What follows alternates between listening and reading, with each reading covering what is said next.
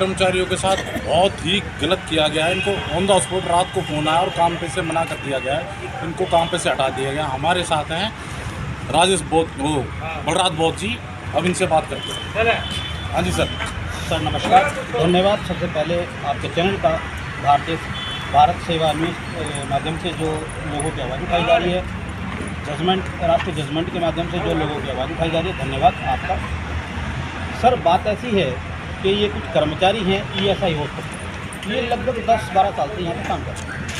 Suddenly रात को एक कॉल इनके पास आता है और इन्हें बोल दिया जाता है कि जी कल से आप ड्यूटी पर नहीं आएंगे, आपकी जो भी सैलरी बकाया है वो आपके अकाउंट में डाल दीजिए।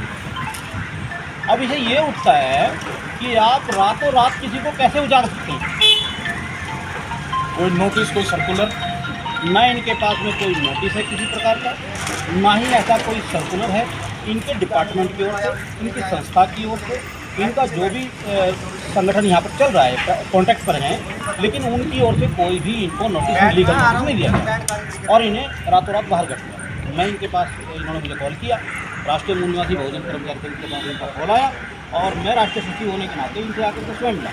तो मुझे मालूम पड़ा कि ये लोग लगभग 10 साल से यहाँ पर काम कर रहे हैं और इनको सैलरी के नाम पर भी इनका शोषण होता है। कैसे होता है? इनको पूरे महीने काम दिया जाता है, लेकिन सैलरी जो इनके अकाउंट में आती है वो पूरी आती है और फिर इनसे बाद में निकलवा ली जाती है। कुछ पैसे इनसे ले लिए जाते हैं बाय हैंड और हर साल या साल में 2 साल में एक बार इनको हटा करके और इन्हें धमकी दी जाती है कि भाई आपके यहाँ पर जो है जगह कम है, यहाँ पर वर्करों की जगह कम है, यहाँ पर इतने ही वर्कर लगेंगे जितने हम चाहेंगे। और इस माध्यम से इन लोगों से कई बार पैसे लिए गए हैं। अब तक जो मुझे मालूम पड़ा है करीबन 45,000 रुपये एक कर्मचारी अपना दे चुका है। जी 45,000 रुपये। सर मैं 45,000 रुपये की बात कर रहा हूँ। जी जी 17,742 रुपये का रेट है। जी 17,742 रुपये में से 45,000 रुपये 11 महीने में ले चुके इनसे। तो आप सोच के देखिए कि इन लोगों ने कमाया क्या है यहाँ से।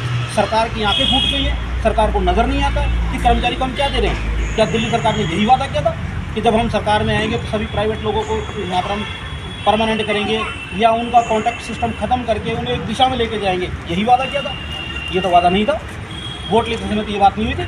वोट लेते समय तो यही बात हुई थी कि सभी को जो न्याय मिलेगा, सबको बराबर रोजगार मिलेगा। कहाँ है रोजगार?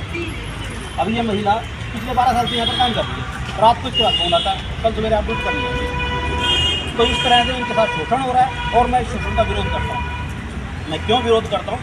जब निजीकरण प्रथा आई थी तो उस समय पर इन्होंने एक वो बनाया था, अपना कमेटी गठन की गई थी, पब्लिक सेक्टर डेवलपमेंट कमेटी। जी उसके अंदर ये तय किया गया था कि किसी भी कर्मचारी का अहित नहीं होगा। तो अब मैं ये जानना चाहता हूँ, रातों रात जब इनके पास नोटिस आ गया या बगैर नोटिस के इनको निकाल दे, क्या अहित नहीं है? आपके चैनल के माध्यम से मैं पूरे भारत सरकार से, पूरी मीडिया से जानना चाहता हूँ कि क्या अब इनका अहित नहीं हुआ है? अब भी हो रहा है इनका अहित, तो कहाँ है सरकार? तो इसी काम को लेकर के आज मैं इनके जनरल मैनेजर जो है GM साहब, उनसे मिलूंगा और इनको वापस काम पर लगाऊंगा। मैंने इनसे वादा किया कि चाहे कुछ भी हो, लेकिन ये लोग कोई भी एक भी आदमी काम से नहीं हटेगा। जितने हैं उतने ही रहेंगे। अब आप चाहें तो इनसे पूछ सकते हैं कि इनको कैसे बाहर किया गया है। कर्मचारी हैं, आओ इनसे पूछते हैं पूरा हाल। हाँ जी, क्या नाम है? मेरा नाम जानकी देवी है सर। और मैडम वो फ़ोन करती है तो इतनी गंदी बात से बात करती है कि वो अपना आगे किसी की मतलब बात सुनने की राजी नहीं है और बेतमीज़ी से। जब तू बहुत कमा ली, अब तू बहुत जल्दी बाहर जाने वाली है, तेरा आखिरी आज दिन था। मैंने कहा ठीक है मैम, आप मेरे सामने आओ, फिर मैं आपसे मिलकर बात करूँगी। तेरे से क्या बात करना, तेरी काम था से ऊंची आवाज़ में बात मत कर, तेरे आज आखिरी दिन है। अच्छा क्या नाम है उस मैडम का? सर नंबर दे सकती हूँ, नाम नहीं शो करी। मैं बताता हूँ, अंशु हुड्डा। क्या नाम बताया? अंशु हुड्डा। आपके पास जो कल फोन आया उसे कोई रिकॉर्डिंग? सर हाँ रिकॉर्डिंग है ना, उसमें से मैं दे रही हूँ, आपके सबके दे रखी हूँ। और आप भी जॉब करती हैं जी? हाँ जी सर। आपको भी कल फोन आया? नहीं सर, आप जब नौकरी पे लगे थे आपने कितना पैसा दिया था मैंने इनको? नहीं दिया था। मैं 20,000 का दिया हूँ। नहीं सर, पिछले एक साल, मिनट आपकी चढ़िए। हाँ पिछले साल दुर्गेश को हाँ जी। मैंने जब लगी थी सर 7 साल पहले, तो मेरे से 1 रुपया नहीं लिया गया। पिछले साल 15,000 रुपया लिया गया। 15,000 रुपये किसने लिया था? दुर्गेश से लिया गया। अच्छा जी। हाँ जी। किस लिए लिया गया था, क्या कहा था आपको? कुछ नहीं, ऐसे बोला कि एक बात 15,000 बोले रुपया तो सर- लगेगा। हाँ जी। बोला था उसने दुर्गेश ने 15,000। दुर्गेश जो है यहाँ का जनरल मैनेजर के नीचे लगा हुआ आदमी है, जो कि उन्होंने लगाया और वो आकर के इन लोगों से इस तरीके से वसूली करता है। इसे गुंडागर्दी टैक्स कहते हैं। सर मेरे से 30,000 एक मिनट, हाँ जी, अभी और सुनिए कर्मचारियों से। हाँ जी, नाम क्या है जी आपका? मेरा नाम है कविता झा है। कब से काम कर रहे हैं जी आप यहाँ? मैंने 2015 में लगी थी। क्या कुछ दिया था जब आप लगे थे जॉब पे? नहीं, मैं 1 रुपया भी नहीं दिया। और बीच में ये पिछले साल इन लोगों ने ये उठाया था, जो हम 40 ऊपर वाले के जॉब पे नहीं रखेंगे। तो तकरीबन लोग थे 45 वाले को तो थोड़ा सा वो कर दिए, 50 से ऊपर वाले को कह दिए कि हम 50 से ऊपर वाले को ड्यूटी पे नहीं रखेंगे। तो उनमें से कुछ लोगों के जो कमीना हो गई, कितने लोगों को घर पे बैठा दिए। तो घर पे बैठाने के बाद उन लोगों ने रोने लग गई, जो सर हमारे कोई कमाने वाला नहीं है, ये वगैरह वगैरह कहने लगे। तो फिर कह रहे अच्छा अगर ऐसे हैं तो अगर 20-25 हज़ार रुपया दोगी तो तुम्हें हम रख लेंगे। जब उन लोगों से 20-25 हज़ार रुपया ले लिया गया सर, तब हम ये भी सवाल हमने उठाया। तो सर हम तो जवान हैं, हम तो 40 से ऊपर भी नहीं गई हूँ, 50 तो बहुत दूर की बात। तो कह रहे कविता ऐसे नहीं, अगर करना है तो पैसा देना ही पड़ेगा। और ये जो बिट्टू भैया हमारे जो सुपरवाइजर हैं, वो एक ये कहते थे जो तुम्हें देना है तो ड्यूटी पर मतलब बात वो बताएं, तो ये ऐसे करके मतलब देना है। तो उसमें हमने 15,000 रुपये अपने दुर्गेश सर को हमने दिया, अपने सुपरवाइजर। ये आपने सुना खुलेआम गुंडागर्दी, दादागिरी। जानबूझ करके कास्टिज्म पैदा किया जा रहा है। इन लोगों से एक एफिडेविट लिया गया जिसमें ये लिखवाया गया कि आप ऐसी नहीं है। इसका मतलब क्या है? इसका मतलब यहाँ पर भाई से भाई को लगवाने की प्लानिंग चल रही है, खानदान मिला करके रहने वाली है। भाई से भाई को लगाने की तैयारी चल रही है यहाँ पर। ये बिल्कुल नहीं चलेगा। ये देश प्रजातंत्र देश है, यहाँ पर डेमोक्रेसी से सब कुछ चलेगा। बाबा साहब ने सबके लिए इक्वल किया है, कोई इसमें जर्नल, कोई इसमें अच्छी नहीं है। यहाँ पर जो मजदूर मजदूरी कर रहा है वो सिर्फ मजदूर है, और हम मजदूरों की आवाज़ उठाने के लिए हैं। तो हम ये कहना चाहते हैं कि जो जाति प्रमाण पत्र जो मांगा गया ये भी इलीगल है, और उसके साथ में इन लोगों से एक एफिडेविट लिया गया जिस एफिडेविट पर इनसे कोरे पे साइन लिए गए हैं। और ये सारा का सारा कृतज्ञ जनरल मैनेजर के माध्यम से हुआ है। और जनरल मैनेजर जो यहाँ का जीएम जो है, उसने अपना एक साथी यहाँ पर लगा रखा है, अपॉइंट कर रखा है, नाम है दुर्गेश ने सारा कृत्य किया है। तो ऐसे लोगों के हम खिलाफ हैं, ऐसे लोगों के हम बिल्कुल खिलाफ हैं इस बात के लिए कि आप इस तरीके से कैसे किसी से जाति प्रमाण पत्र मांग सकते हैं नौकरी के लिए, वो भी ऐसी नौकरी के लिए जो आम आदमी कर सकता है। सफाई का कार्य कोई टेक्निकल कार्य नहीं है, और टेक्निकल है तो फिर उसको टेक्निकल ग्रेड दो। ग्रेड क्यों नहीं देते फिर? तो ग्रेड दो उसको टेक्निकल। तो ये थोड़ी सी हमारी आप लोगों से गुजारिश है कि आप जो है इस आवाज़ को ज़्यादा से ज़्यादा लोगों तक पहुँचाएँ ताकि लोगों को न्याय मिले। ये आप लोग और अभी तक सुन रहे थे सभी की समस्याएं, और पूछना चाहेंगे हम इनसे कि अभी तक आप लोगों ने किसी अधिकारी से जाकर बातचीत की?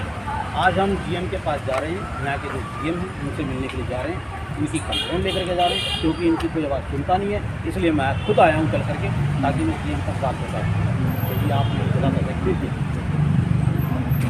देखते हैं अब आगे क्या रिपोर्ट मिलती है। धन्यवाद। हाँ, इस समस्या के बारे में आप अधिकारी से मिले, उन्होंने क्या आश्वासन दिया?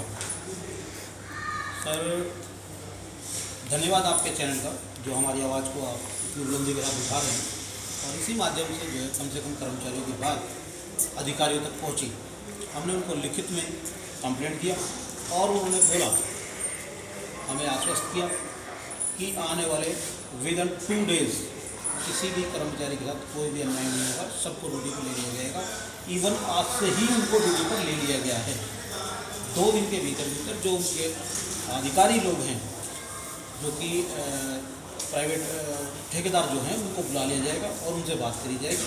हमारे साथ उनकी चर्चा होगी कि भाई इनको कभी भी ना हटाएं, ये हमसे बात होगी जी। और जैसा भी होगा आपको हम तुरंत जो है बताएंगे कि भाई क्या रहा। 2 दिन काम। ये तो हो गई इनकी समस्या का समाधान नौकरी का। आप लोग ये बताएं कृपया डॉक्टर साहब, जो इन्होंने पैसा खाया है उनका क्या रास्ता निकालेगा? देखो साहब, जो जिन्होंने पैसा खाया है ना, ये तो अन्याय तो किया ही है लोगों के साथ में, और ये प्रशासनिक स्तर पर तो ये कार्रवाई नहीं हो पाएगी।